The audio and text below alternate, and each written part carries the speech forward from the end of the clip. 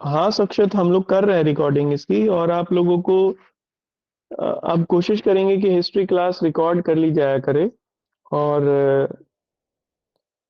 फिर हम लोग आपको यूट्यूब पे जो अपना चैनल है उस पे ये डाल दिया करेंगे। मेरे हिसाब से शायद नेक्स्ट डे डल जाती है। तो आप एक बार जस्ट वेट भी कर लिया करिए कि या तो अगले दिन डल जाएगी या उससे अगले दिन डल जाएगी, कोई प्रॉब्लम नहीं है। और अपने हिसाब से, यानी अपनी सहूलियत के हिसाब से आप फिर मैनेज कर लीजिए चीजें। चलिए, तो हम लोग शुरू करते हैं। हाँ, ये कई बार ऐसा हुआ कि बहुत हाँ जी, गुड इवनिंग। बहुत इंपॉर्टेंट टॉपिक्स थे और वो निकल गए क्योंकि शायद कोई किसी वजह से ज्वाइन नहीं कर पाया होगा। तो फिर ये सोचा गया कि आप इसे रिकॉर्ड कर लिया करते हैं। अब देखते हैं, चल रहा है ये प्रोसेस। देखो, जो लोग आज जिन्होंने नया ज्वाइन किया है उनके लिए जस्ट इंफॉर्मेशन है कि हम लोग मॉडर्न इंडिया कर रहे हैं। हिस्ट्री हम लोग पढ़ रहे हैं और हिस्ट्री में हम लोग मॉडर्न इंडिया पढ़ रहे हैं। मॉडर्न इंडिया के दो पार्ट होते हैं जनरली। मॉडर्न इंडिया को हम लोग दो पार्ट्स में डिवाइड करके देखते हैं। एक मॉडर्न इंडिया का पार्ट है जो फॉरेन जो कंपनीज थी, ट्रेडिंग कंपनीज, वो जब इंडिया में आई और यहाँ आके उन्होंने ट्रेड करना शुरू किया, विशेष तौर पर पोर्चुगीज के, क्योंकि पोर्चुगीज ही आए सबसे पहले वहां से। तो एक तो वो मोटा मोटा टॉपिक है, कोई बहुत ज्यादा नहीं डीप है। वहां से लेके और हम लोग मॉडर्न इंडिया में जो पढ़ते हैं, एक पोर्शन को जो हम लोग पढ़ते हैं वो 1857 तक उसको रखते हैं। इसको हम लोग इसलिए 1857 तक का टाइम फ्रेम रखते हैं क्योंकि इस समय तक जो इंडिया था उसमें नेशनलिज्म की जो कॉन्सेप्ट थी या नेशनलिज्म का जो आइडिया था राष्ट्रवाद का, वो नहीं आया था इस पीरियड में। लेकिन 1857 के बाद जो डेवलपमेंट होती है हिस्ट्री में, वहां नेशनलिज्म के सीड हम लोगों को देखने को मिलते हैं और वो लगातार बढ़ते रहते हैं। और बाद में इसी राष्ट्रवाद के पेड़ ने हमें स्वतंत्रता दी 1947 में। तो एक जो दूसरा टाइम पीरियड हम लोग रखते हैं इसीलिए वो 1857 से लेके और 1947 तक का रखते हैं। और इसमें इसलिए पूरी तरीके से फोकस करते हैं नेशनलिज्म के कॉन्टेक्स्ट को देखने के लिए हिस्ट्री में, कि what is the context of nationalism after 1857। इसमें बहुत सारी बातें आती हैं। इसलिए जब भी आप हिस्ट्री पढ़ें और 1857 के बाद की हिस्ट्री पढ़ें तो फोकस करिए नेशनलिज्म के ऊपर। ऐसे कौन से तत्व थे जिन्होंने भारत को एक राष्ट्र में कन्वर्ट कर दिया, एक नेशन के रूप में चेंज कर दिया, ट्रांसफॉर्म कर दिया। That is the main concept of modern India after 1857। जबकि उससे पहले का जो वाला मामला है जिसे अभी हम लोग कर रहे हैं, मैं इसलिए उसकी चर्चा मैंने इसलिए की क्योंकि आज ये इंपॉर्टेंट मामला है। अभी जो हम लोग इससे पहले का देखते हैं, 1857 से पहले का, उसमें हमें ये जानने की कोशिश करनी चाहिए कि अंग्रेजों ने भारत में कैसे एक्सपेंशन किया अपना, और बिना किसी बहुत ज्यादा ओपोजिशन के पूरे भारत को जीत लिया एक कम से कम टाइम फ्रेम में। जहां तक मैं समझता हूं, 1757 से लेके 1757 से लेके जब प्लासी होती है, अभी होगी, आज का टॉपिक वही है, और 1857 तक या कुछ उससे भी पहले, हालांकि 1857 तक तो बहुत कुछ हो गया था, तो फिर भी लेकिन इन 100 सालों में कैसे उन्होंने पूरे भारत पर, और केवल भारत पर नहीं बल्कि पूरे इंडियन सब कॉन्टिनेंट पर कब्जा किया, भारतीय उपमहाद्वीप पर। कौन कौन सी पॉलिसीज उनकी थी, क्या क्या उन लोगों ने किया, ये हमारा कॉन्टेक्स्ट होना चाहिए हिस्ट्री को पढ़ने का, मॉडर्न इंडिया स्पेशली। तो अभी तक हम लोग इसी ट्रैक पर चल रहे हैं। आज हमारा नया टॉपिक है कि बंगाल में अंग्रेजों ने कैसे बंगाल को जीता। प्लासी और बाकी बक्सर और उसके बाद की जो कहानी है, ये सब हम लोग आज देखेंगे। ठीक है। बाकी इससे पहले का हम लोग कर चुके हैं, तो जो लोग आज नए हैं वो आज से ही शुरू कर सकते हैं, इसमें कोई प्रॉब्लम नहीं है।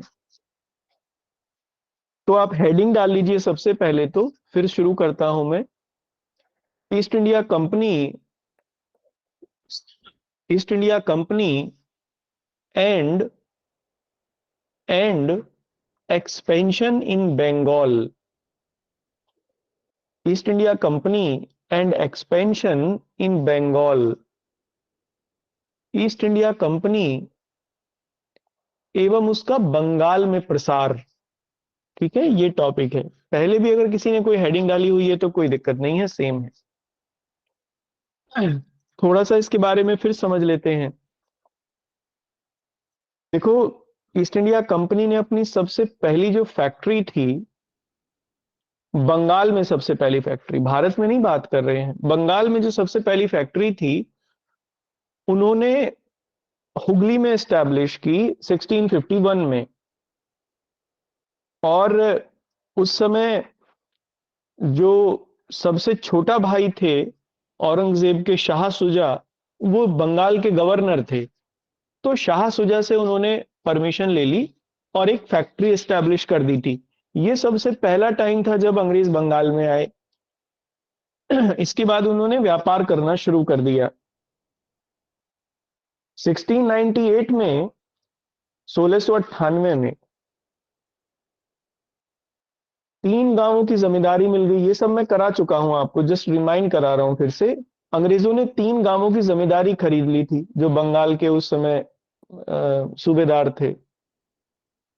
सूतानती, कोलकाता और गोविंदपुर, ये 3 गांव थे। ये कासिम बाजार के पास ही थे जहां उनकी फैक्ट्री वगैरह थी। इन तीनों को मिला के बाद में कलकत्ता की नींव डाली उन्होंने, अंग्रेजों ने, 1698 में। और यहीं इसी समय 1698 में ही फोर्ट विलियम की स्थापना भी की। किला बनाया फोर्ट विलियम एक। किला तो वो उस समय नहीं था, किला तो वो बाद में बना। लेकिन हाँ, अपनी एक एक ऐसी फैक्ट्री बनाई थी जिसे वो फेंस्ड कर सकते थे, मतलब जिसके चारों ओर मोर्चे लगा सकते थे, यानी सुरक्षित एक कोठी उन्होंने बनाई अपनी। इसी को बाद में फिर किला बनाया गया, यही बाद में फोर्ट विलियम के नाम से जाना गया। फिर हम लोगों ने पहले देखा कि 1717 में, 1717 में जो एम्परर थे फरुखशियर, उन्होंने रॉयल फरमान दे दिया अंग्रेजों को, क्योंकि उनकी कोई चिकित्सा, उन्हें उन्हें कोई बीमारी थी फरुखशियर को, और उस बीमारी का इलाज डॉक्टर ब्राइडन थे शायद जिनका नाम था वो, उन्होंने इलाज कर दिया। राजा खुश हो गया। ये जो फरमान दिया गया, बड़ी इंपॉर्टेंट चीज है ये, क्योंकि फरमान ही है झगड़े के कारण। जो ये फरमान दिया गया, इसमें टैक्स फ्री राइट दे दिए गए अंग्रेजों को बंगाल में और दक्षिण भारत में। कि बंगाल में अंग्रेज केवल 3000 रुपए सालाना देकर और अपना सारा जो ट्रेड था वो फ्री कर सकते थे, फ्री ऑफ कॉस्ट कर सकते थे। और इसके बदले में भी व्यवस्था की गई कि जो मुगल प्रशासन है उन्हें दस्तक दे देगा, दस्तक माने एक मोहर दे देगा, और जिस सामान पर भी अंग्रेजों की मोहर होगी, स्टैंप होगा, उससे टैक्स नहीं लिया जाएगा। ये व्यवस्था की गई मुगल एम्परर में। अब बंगाल में वही सब चल रहा था। 1717 से लेके 1757 तक यही सब चलता रहा। क्या अंग्रेज दस्तक का दुरुपयोग करने लगे बाद में? पहले तो उन्होंने अपना माल ही टैक्स फ्री रखा। अब इससे बंगाल के नवाबों को बड़ी मुश्किल होने लगी। क्यों? क्योंकि उनकी आय कम हो गई, टैक्स उनका चोरी होने लगा।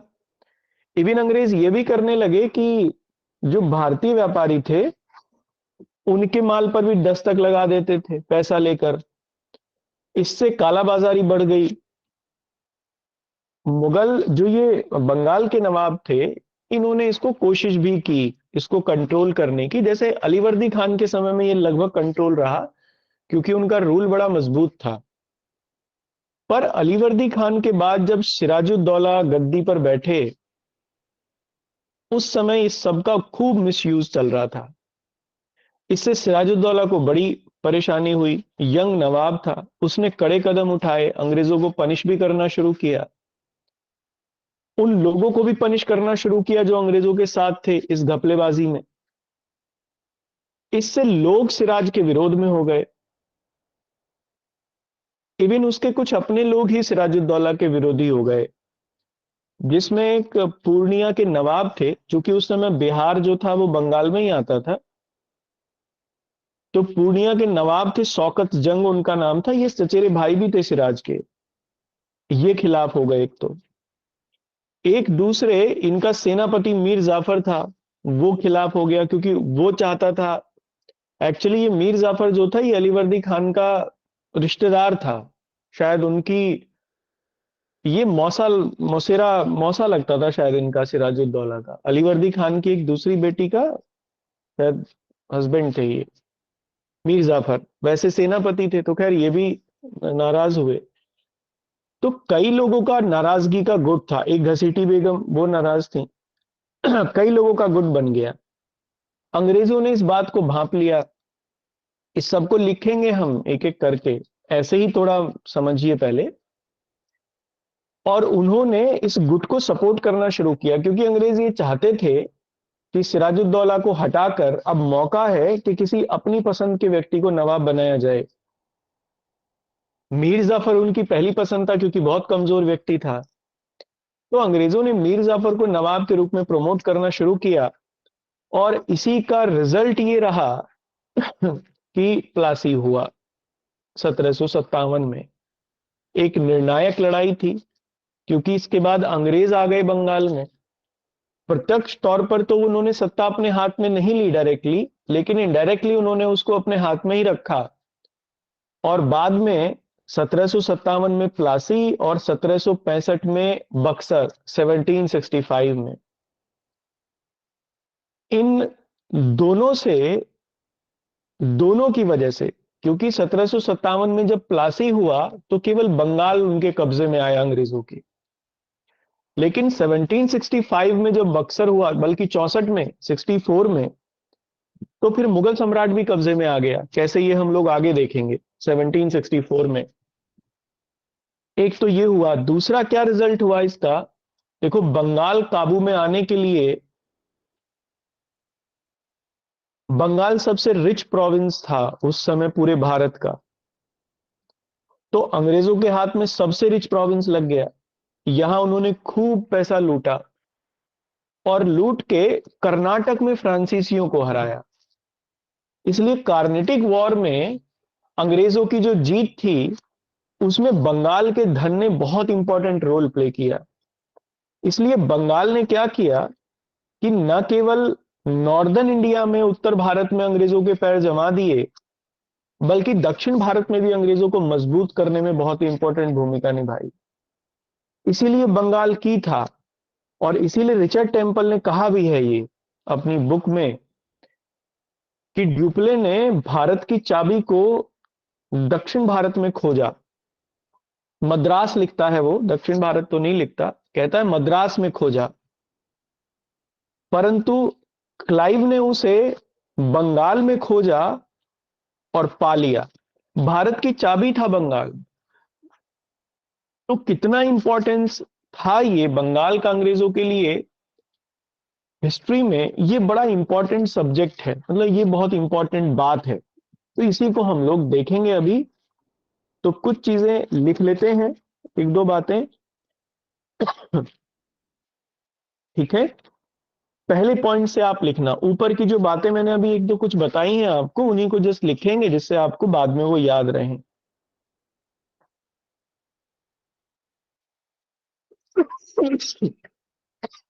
पहला पॉइंट लिखना,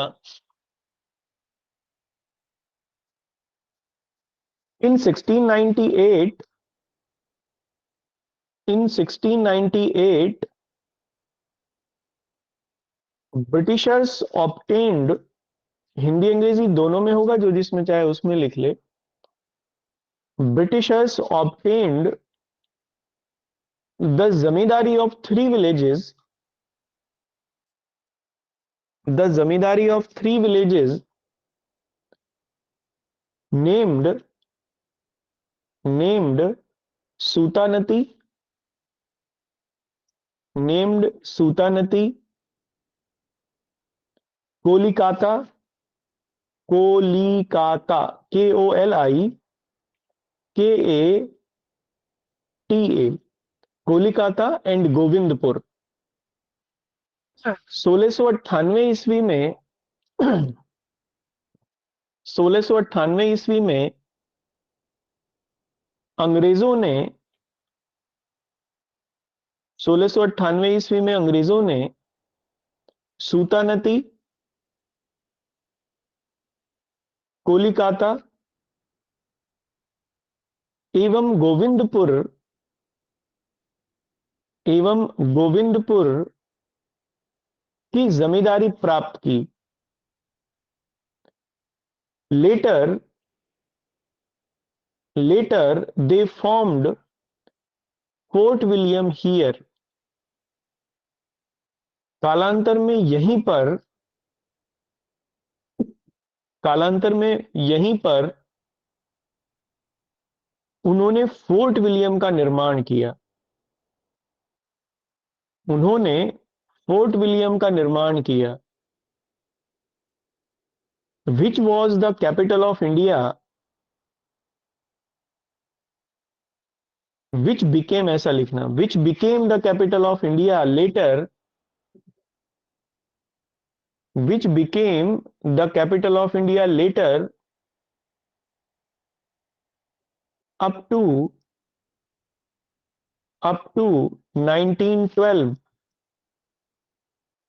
up to 1912, जो कि बाद में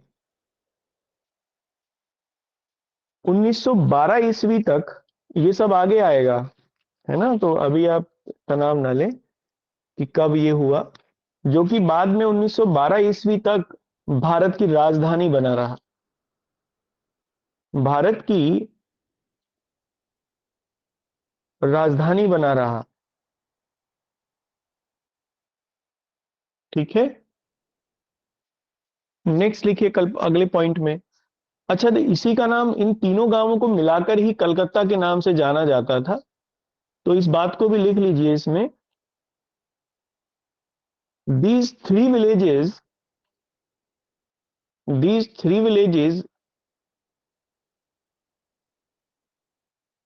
these three villages jointly known as या combinedly known as कलकत्ता। इन तीनों गांवों को संयुक्त रूप से कलकत्ता कहा गया। ठीक है, नेक्स्ट पॉइंट से लिखना, अगले पॉइंट से। अब देखो 1717 में फर्रुखशियर से वो मिला रॉयल फरमान, झगड़े की जड़, तो लिखिए इसमें, इन 1717 1717 इन 1717 मुगल एम्परर फर्रुखशियर, नाम इंपॉर्टेंट है ये, Mughal emperor Farrukhsiyar gave royal Farman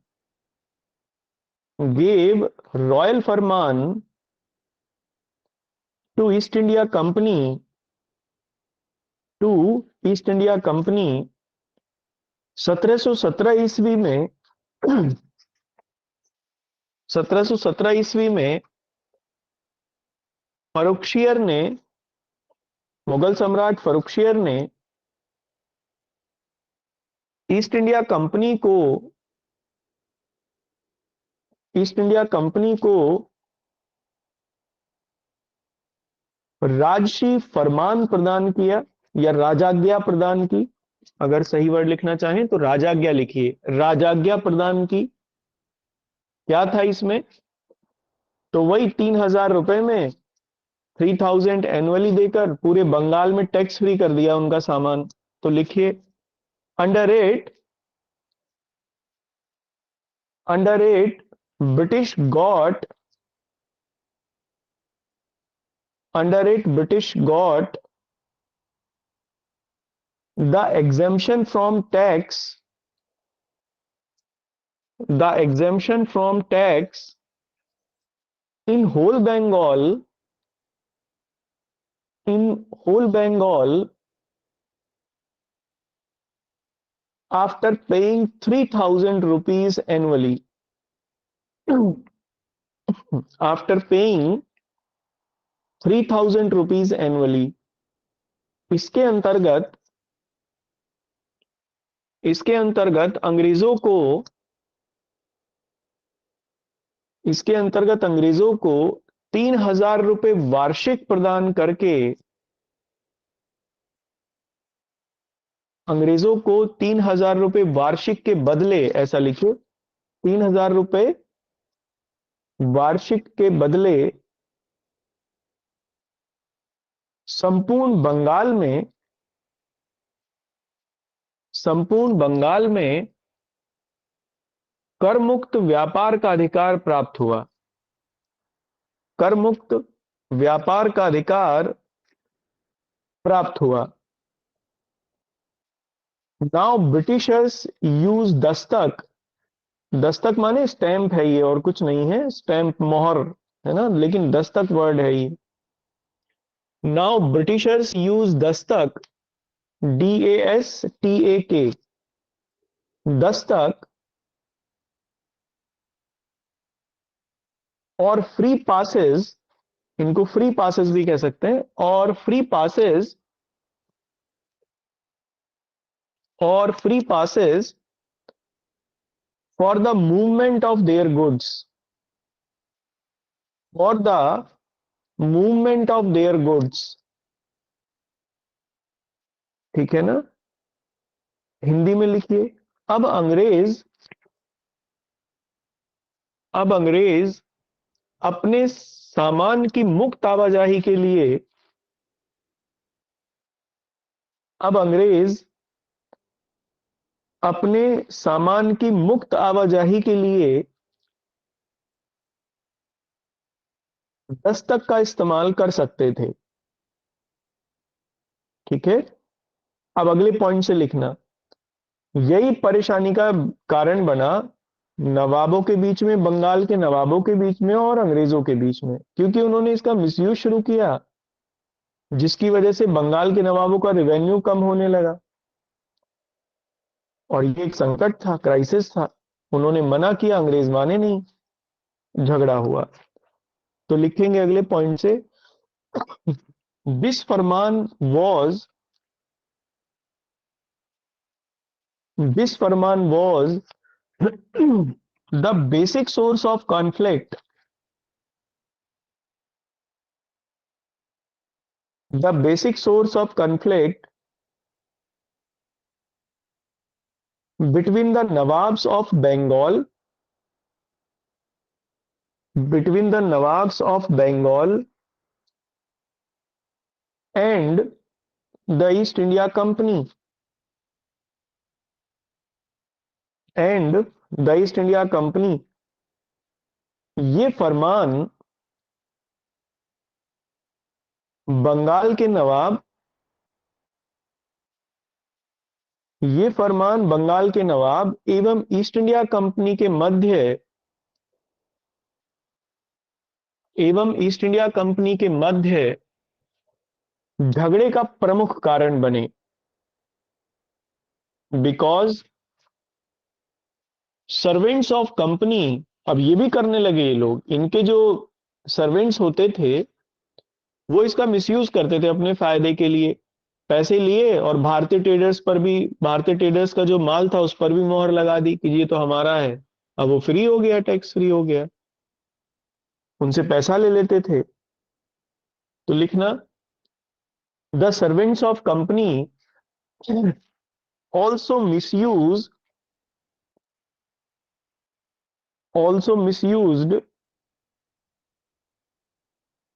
these farmans, sorry these dastak, also misused these dastak company के कंपनी के कार्यकर्ताओं ने भी कंपनी के कार्यकर्ताओं ने भी अपने व्यक्तिगत लाभ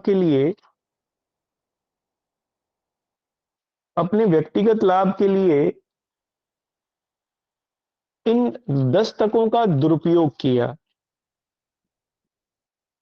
ठीक है, अब अगले पॉइंट से लिखना। ये तो एक ओवरऑल मोटी मोटी कहानी हुई अलीवर्दी खान तक के समय, मतलब पहले से ही चल रहा था ये, लेकिन अलीवर्दी खान के समय तक चूंकि वो एक योग्य व्यक्ति थे तो उन्होंने इसे कंट्रोल रखा, बहुत ज्यादा ये फैला नहीं। लेकिन अलीवर्दी खान की डेथ के बाद ये बहुत बिगड़ गई स्थिति और राज्य की स्थिति खराब होने लगी। यहां तक हुआ कि सिराजुद्दौला को धन उधार लेना पड़ा अपने खर्चे चलाने के लिए। जगत सेठ से धन उधार लिया। बंगाल के सेठ सबसे बड़े सेठ थे। दो जगह ही भारत का उस समय में, मतलब ये मध्यकाल और आधुनिक काल के बीच का समय है, और उस समय चूंकि भारत दुनिया की फैक्ट्री कह सकते हैं चाइना और भारत को, तो दुनिया का जो धन था वो भारत आता था और यहीं आके बंद हो जाता था। ऐसे में यहां बहुत धनाढ्य व्यापारी थे, बहुत बड़े व्यापारी थे। मैं एक बार एशियन हिस्ट्री को देख रहा था तो उसमें पता चला कि बहरीन और जो आज का बहरीन है, ये एक चोक पॉइंट होता है अरेबियन सी में। तो बहरीन में और कतर में यहां बहुत बड़े व्यापारी भारतीय रहते थे, और फिर आग उधर अनातोलिया में, तुर्की में, और इतने बड़े व्यापारी थे भारतीय कि बहुत बड़ा धन उधार दिया करते थे, राजाओं को भी उधार दिया करते थे। और वहां के राजाओं ने उनको अपने यहां पूरी स्वतंत्रता और पूरी छूट दी हुई थी रहने की और चीजों की। तो ये इंडियन फाइनेंशियल सिस्टम ही था जो पूरा एशिया को लगभग चलाता था, और उसके भी दो केंद्र थे भारत में। बहुत इंपॉर्टेंट बात, एक बंगाल जो कि पूर्वी एशिया के व्यापार को देखता था, ईस्ट एशिया के पूरे व्यापार को नियंत्रित करता था, बंगाल से ही होता था। और दूसरा सूरत, जहां से वेस्ट एशिया का पूरा व्यापार होता था। इसलिए जो मारवाड़ी ब्राह्मण लोग थे, मारवाड़ी जो महाजन थे, उनका केंद्र था गुजरात। और जो चेट्टी या सेठी समुदाय के लोग थे, उनका केंद्र था बंगाल। इसीलिए जगत सेठ, या जो ये सेठ की कॉन्सेप्ट आप सुनते हो, ये चेट्टियों से आई है। चेट्टी का अपभ्रंश था सेट्टी या सेठ, उन्हें कहते थे। बंगाल उनका केंद्र था। जगत सेठ यही लोग थे। राजाओं को भी पैसा उधार देते थे ये। मुगलों को भी, मुगल बादशाहों को भी पैसा उधार लेना पड़ता था तो वो लोग इन्हीं से लेते थे, इतना धन था। तो राजा को जगत सेठ से पैसा उधार लेना पड़ा, नवाब को। अब आर्थिक स्थिति खराब हो रही थी, नवाब उसे लौटा नहीं पा रहा था, तो जगत सेठ भी नाराज हो गए। अंग्रेज व्यापारी भी इन्हीं लोगों से पैसा लेते थे उधार। तो अंग्रेजों के और जगत सेठों के संबंध बड़े अच्छे थे आपस में, क्योंकि दोनों व्यापार करते थे। उधर नवाब के साथ खराब हो गए क्योंकि नवाब अब की स्थिति खराब थी, आर्थिक स्थिति, वो लौटा नहीं पा रहा था धन। तो नवाब ने अंग्रेजों का जो ये गलत तरीका था या भ्रष्टाचार था, इसको रोकने का प्रयास किया। और ये एक इंपॉर्टेंट बिंदु था झगड़े का। तो आप लिखना इसमें अगले पॉइंट में, बहुत ज्यादा इलाबोरेट करके तो नहीं लिखेंगे, लेकिन जस्ट एक पॉइंट लिख लेते हैं जिससे आपको ये बातें याद आ जाएंगी। From the beginning of Siraj rule, from the beginning of Siraj rule, there were sharp differences, there were sharp differences between English, between English and Nawab, between English and Nawab। Siraj के शासन के शुरुआत से ही, सिराज के शासन की शुरुआत से ही नवाब एवं अंग्रेजों के मध्य, नवाब एवं अंग्रेजों के मध्य विरोध के अनेक मुद्दे थे। पहला लिखना इसमें, फर्स्ट लिखना, द मिसयूज ऑफ दस्तक। सबसे पहला, द मिसयूज ऑफ दस्तक, दस्तकों का दुरुपयोग। ठीक है। दूसरा लिखना, सेकंड, अब देखो अंग्रेजों के दिमाग में ये था ही कि बंगाल पर अगर नियंत्रण करना है, मतलब बंगाल में अगर आपको मोनोपोली लेके आना है, बड़ी सीधी सी बात है, एक अधिकार स्थापित करना है कहीं पर। मुझे ये बताओ सोच के जरा सा, मोटी मोटी बात, किसी दुकानदार को किसी बाजार में सबसे ज्यादा लाभ कब हो सकता है, किस सिचुएशन में? जब वहां कोई और दुकान ना हो, केवल एक ही व्यक्ति की हो, क्योंकि बाकी सब लोगों के पास मजबूरी हो जाएगी वहीं से खरीदने की, तो फिर वो अपने हिसाब से बेच सकता है सामान अपने, जिस कीमत पर भी चाहे लोगों को खरीदना पड़ेगा। अंग्रेज इसीलिए मोनोपोली स्थापित करना चाहते थे। अब मोनोपोली स्थापित करने के लिए क्या करना पड़ेगा? तो राज्य को नियंत्रण में करना पड़ेगा, कंट्रोल में। क्यों? क्योंकि जो राजा है वो नहीं चाहता था मोनोपोली हो, वो चाहता था बहुत सारी कंपनियां आए। इसीलिए बंगाल के नवाबों ने सब कंपनियों को अपने यहाँ व्यापार करने की अनुमति दे दी थी। यहाँ फ्रांसीसी भी थे, डच भी थे, पोर्चुगीज भी थे। अब ये कैसे हो? तो ये तभी हो सकता है जब राज्य पर नियंत्रण हो। तो उन्होंने क्या किया, शुरुआत से ही सिराज को हटाने की कोशिश की, और उन्होंने राइवल्स को, जो सिराज के राइवल्स थे, प्रमोट करना शुरू कर दिया।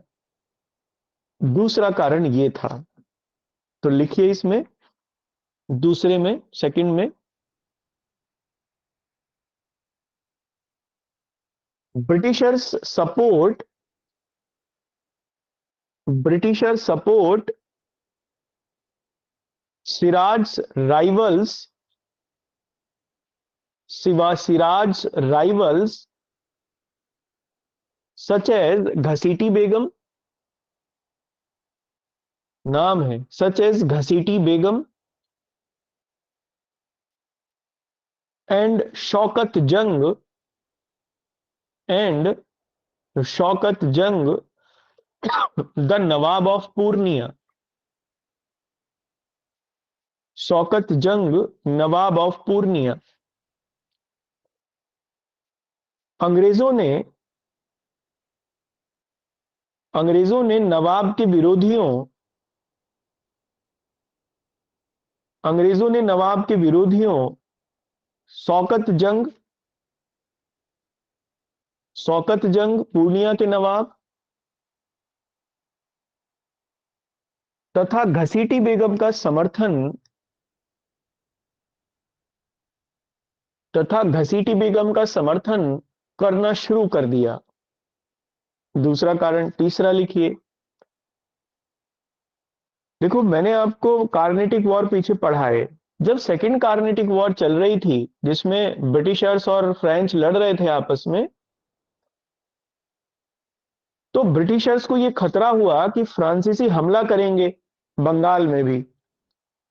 जो उनकी कोठियां थी उनके ऊपर कारखाने थे, इसलिए उन्होंने फोर्ट विलियम का फोर्टिफिकेशन शुरू कर दिया। अब बना ये किला, फोर्टिफिकेशन करना शुरू कर दिया।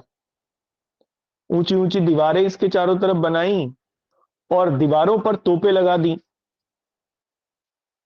अब ये सीधे तौर पर सिराज को चुनौती थी। सिराज को ये इसलिए चुनौती थी क्योंकि राजा तो सिराज था, तो उससे अनुमति भी नहीं ली उन्होंने करने की। भाई मैं अगर इलीगली वेपन रखना शुरू कर दूं जिसमें राज्य मुझे कोई अनुमति नहीं देता, तो सीधे तौर पर मैं एक ऑफेंस करूंगा। सिराज को ये लगा कि ये तो मनमानी कर रहे हैं एक, तो दूसरा ये है कि अपनी शक्ति को भी बढ़ा रहे हैं। क्योंकि मान लो अगर सिराज उन्हें किसी बात को कहता, मना करता, तो वो बिल्कुल नहीं करते क्योंकि उन्होंने तो अपना सुदृढ़ीकरण कर लिया था। सिराज कुछ बिगाड़ ही नहीं सकता था उनका। तो इसलिए दोनों के बीच में आपस में सिराज ने मना किया उन्हें फोर्टिफिकेशन करने के लिए। अंग्रेजों को यह लगा कि ये फ्रांसीसियों की मदद करना चाहता है, जिससे फ्रांसीसी हम पर हमला कर दें, हम फोर्टिफिकेशन ना कर पाए और मारे जाएंगे। दोनों के बीच में एक तरीके की मिसअंडरस्टैंडिंग क्रिएट होती रही। तीसरा कारण यह बना। तो लिखिए थर्ड, थर्ड लिखिए इसमें, ड्यूरिंग द कार्नेटिक, या ऐसा लिखना after the Carnatic Wars, after the Carnatic Wars Britishers fortify, Britishers fortify Calcutta and fort William, Britishers fortify Calcutta and fort William.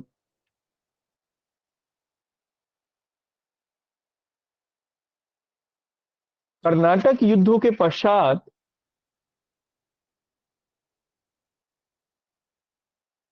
Karnataka युद्धों के पश्चात अंग्रेजों ने, कर्नाटक युद्धों के पश्चात अंग्रेजों ने कलकत्ता एवं फोर्ट विलियम, कलकत्ता एवं फोर्ट विलियम का सुदृढ़ीकरण करना शुरू कर दिया। इट वॉज चैलेंज, या it was a direct challenge, it was a direct challenge to the authority of Siraj. It was a direct challenge to the authority of Siraj. यह सिराज की सत्ता के लिए, यह सिराज की सत्ता के लिए एक प्रत्यक्ष चुनौती थी, एक प्रत्यक्ष चुनौती थी। ठीक है। अच्छा, एक और बात थी इसमें, चौथा कारण। इसका जिक्र बहुत कम इतिहासकारों ने किया है, लेकिन किया है, ये है रीजन इसका। मजूमदार लिखते हैं, मजूमदार दत्ता चौधरी, तीन लोग हैं उसमें, मजूमदार लिखते हैं कि जब अलीवर्दी खान की डेथ हुई तो अलीवर्दी खान ये सिराज को बता के गए थे कि अंग्रेज सबसे ज्यादा खतरनाक हैं, इन पर कभी यकीन मत करना, और दूसरा, इनसे हमेशा सावधान रहना। तो सिराज के मन में कहीं ना कहीं ये भी बात थी जो उसके नाना ने उससे कही। तो इसलिए वो अंग्रेजों के लिए पहले से ही डाउटफुल था कि ये मामला खराब करेंगे, और वो चीजें उसके सामने हो रही थी। तो एक चौथा पॉइंट इसमें और लिख लीजिए ये, मेरे हिसाब से, क्योंकि अच्छा पॉइंट है और रेयर है। तो लिखिए, इतिहासकार, इतिहासकार मजूमदार के अनुसार, इतिहासकार मजूमदार के अनुसार Alivardi Khan advised Alivardi Khan advised to Siraj Alivardi Khan advised to Siraj, always be careful from the Britishers. Always be careful from the Britishers. इतिहासकार मजूमदार के अनुसार इतिहासकार मजूमदार के अनुसार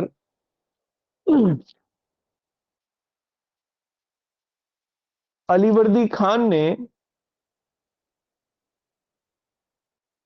सिराज को अंग्रेजों से सिराज को अंग्रेजों से सदैव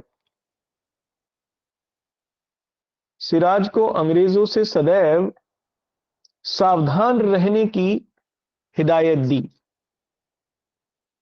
सावधान रहने की हिदायत या सलाह, जो भी लिखना चाहें, हिदायत अथवा सलाह दी। ठीक है, चलिए, ये रीजन था इस सब का जिसकी वजह से फिर प्लासी की सिचुएशन बनी। तो ये तो मैंने आपको रीजन बताए, आगे हम लोग देखते हैं कंटिन्यूएशन में। ठीक है ना। देखो हुआ क्या, कलकत्ता का फोर्टिफिकेशन कर दिया अंग्रेजों ने और फ्रांसीसियों पर युद्ध की तैयारी करने लगे, फ्रांसीसियों पर हमले की तैयारी करने लगे।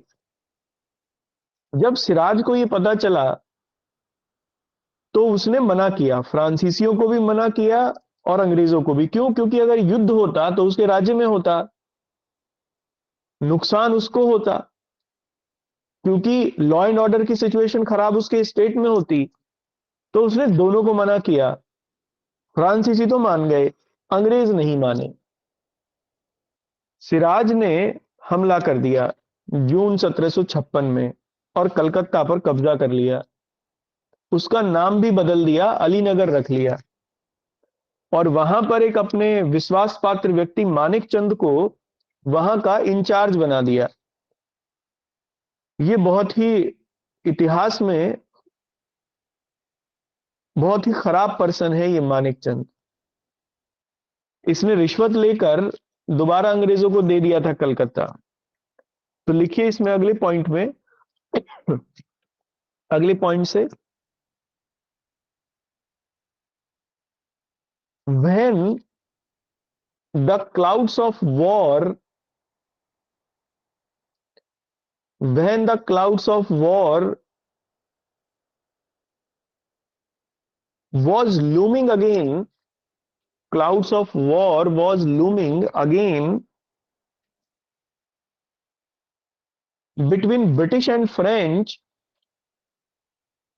between British and French, Siraj appealed both of them Siraj appealed with both of them with both of them to avoid it in Bengal। जब अंग्रेज एवं फ्रांसीसियों के मध्य जब अंग्रेज एवं फ्रांसीसियों के मध्य पुनः पुनः युद्ध की स्थिति बनी पुनः युद्ध की स्थिति बनी तब तब सिराज ने दोनों को ही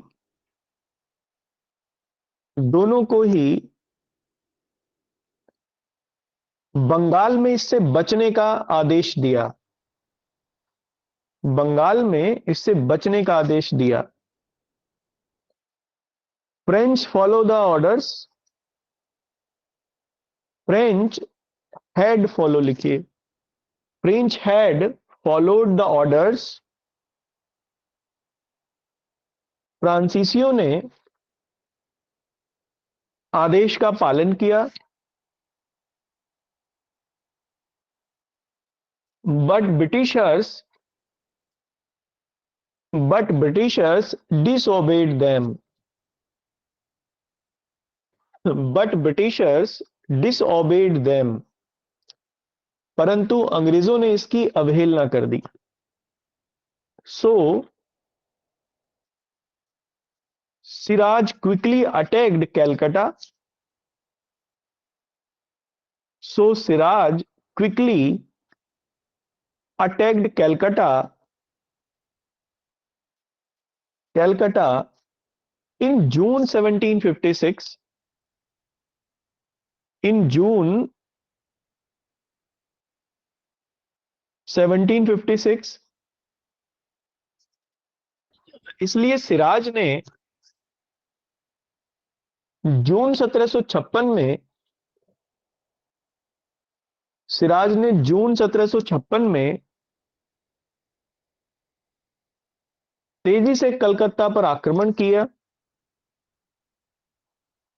एंड डिफीटेड द ब्रिटिशर्स तथा अंग्रेजों को हरा दिया. ठीक है. कलकत्ता का नाम बदल दिया, अलीनगर उसका नाम रखा. तो लिखिए, Calcutta was renamed as Alinagar. Calcutta was renamed as Alinagar. Calcutta का नाम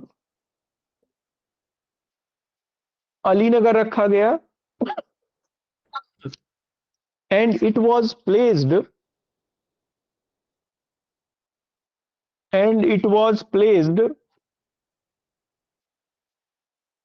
under the charge of Manik Chand.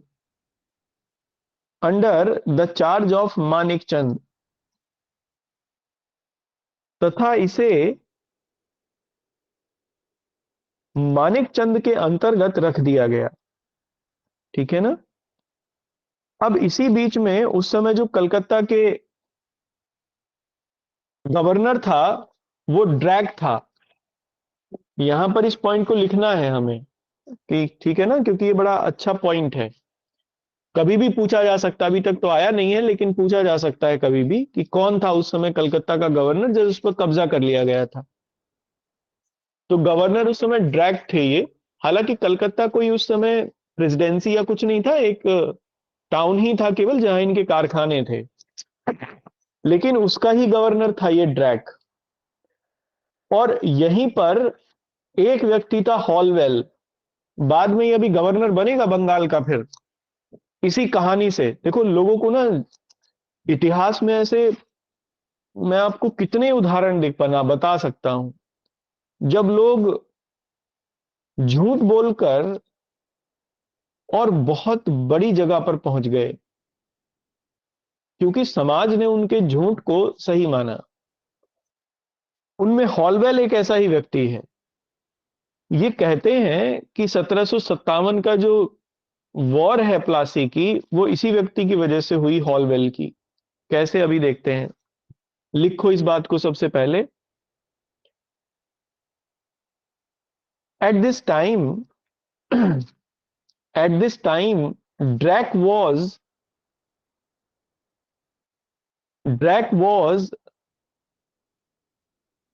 The governor of Calcutta.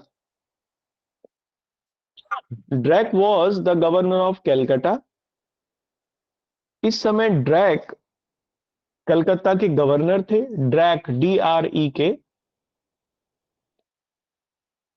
In the arrested persons, अब जो लोग वहां गिरफ्तार हुए उन्हीं में ही. In the sir arrested person. हाँ जी. सर इस समय ड्रैग कलकत्ता के गवर्नर थे. From the arrested persons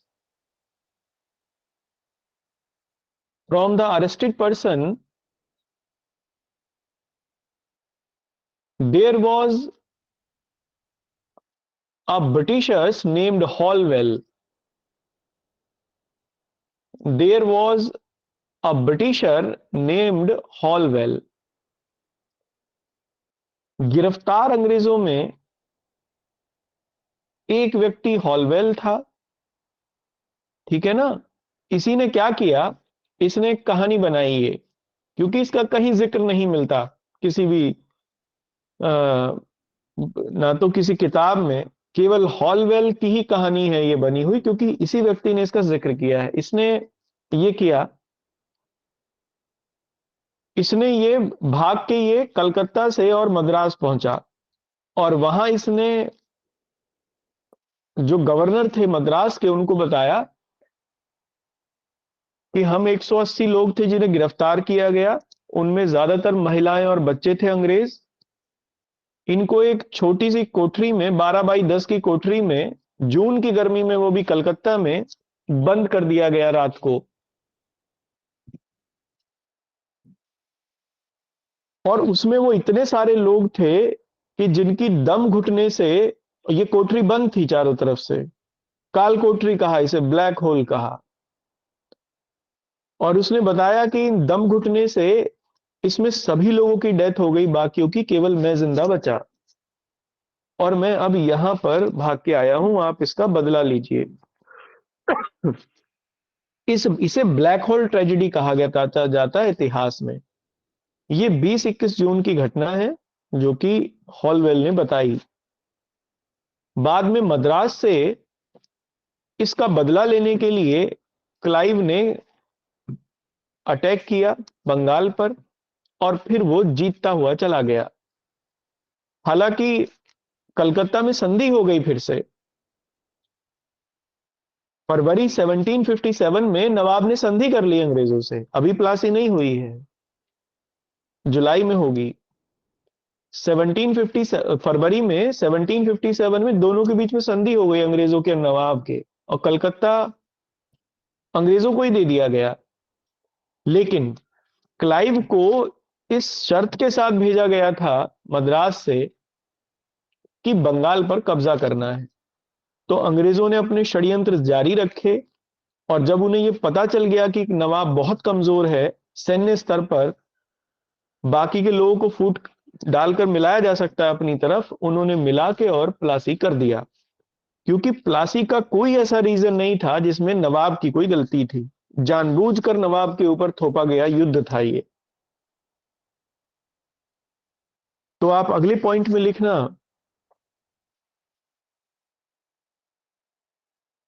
this Holwell, this Holwell,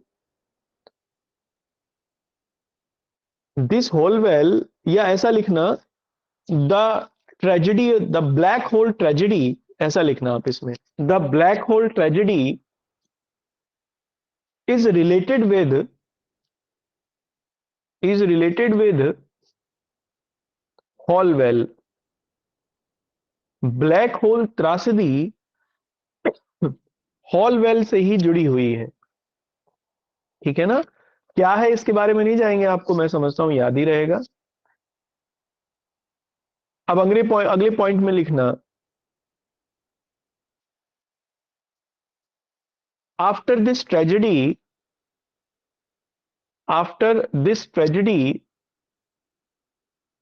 a strong force from Madras, a strong British force from Madras sent to Calcutta, sent to Calcutta under Admiral Watson, under Admiral Watson and Colonel Clive, उस समय Robert Clive colonel थे, and कॉलोनल होगा COLONEL, and कॉलोनल Robert Clive. इस त्रासदी के बाद, इस त्रासदी के बाद मद्रास से, इस त्रासदी के बाद मद्रास से एक मजबूत सेना,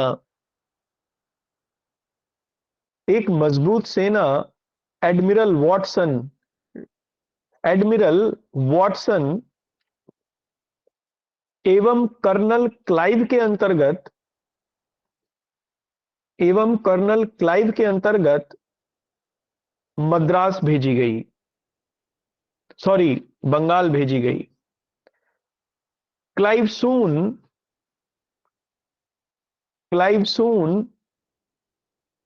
रिकवर्ड कैलकाटा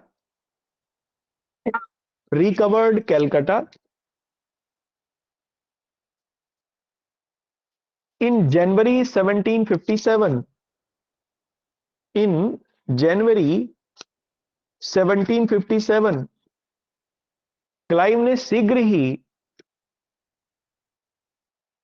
जनवरी 1757 में कलकत्ता को जीत लिया and signed the Treaty of Alinagar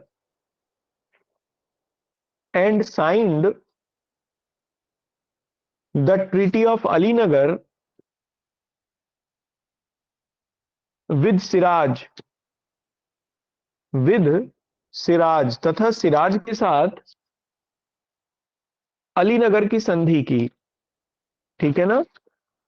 अब नवाब को भी ये लगा कि लड़ने में कोई फायदा नहीं है, तो उसने जितने भी प्रिविलेजेस थे अंग्रेजों के पहले वो सब दे दिए। उसने कहा खूब दस्तक वस्तक का यूज करो, जो करना है आपको, क्योंकि अब नवाब को भी लगा कि वो कमजोर स्थिति में है सैन्य स्तर पर। और नवाब की कमजोरी का कारण मैंने आपको बताया ही, बंगाल के नवाब सैन्य स्तर पर कमजोर हो ही गए थे मराठों की वजह से, वो सेना ही नहीं रखते थे मजबूत अपनी। तो लिखिए कंटिन्यूएशन में, by the treaty of Alinagar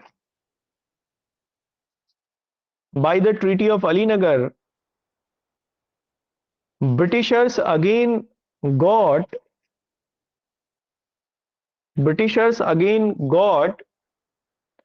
all the privileges in Bengal, all the privileges and trading rights, दोनों लिखिए, all the privileges and trading rights in Bengal,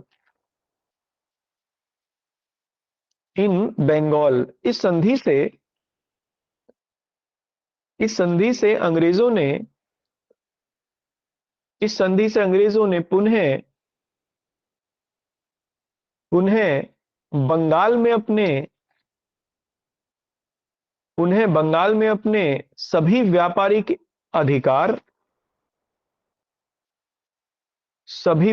अधिकार एवं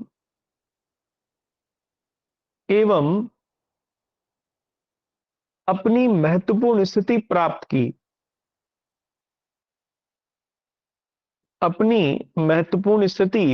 की। ठीक है। Siraj also granted them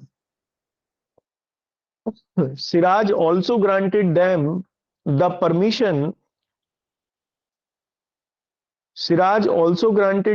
permission to fortify Calcutta. किसी के ऊपर लड़ाई हुई थी और टू फोर्टिफाई कैलकाटा, सिराज ने उन्हें कलकत्ता का दुर्गीकरण करने की भी अनुमति दे दी। कलकत्ता का दुर्गीकरण करने की अनुमति भी दे दी। ठीक है, चलिए यहां तक रखते हैं। कोई क्वेरी है किसी की, कोई बात ऐसी हो जो समझ में नहीं आई है तो आप मुझसे पूछ लीजिए। इससे आगे कल करते हैं।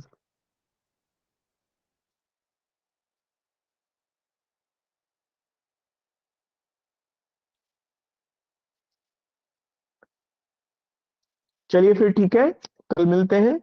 Okay, thank you. अच्छा, सुबह क्लास 8 बजे होगी, ठीक है ना। मॉर्निंग में जो क्लास होगी 8 बजे होगी वो सुबह, तो 8 बजे आप ऑनलाइन हो जाइएगा। Thank you.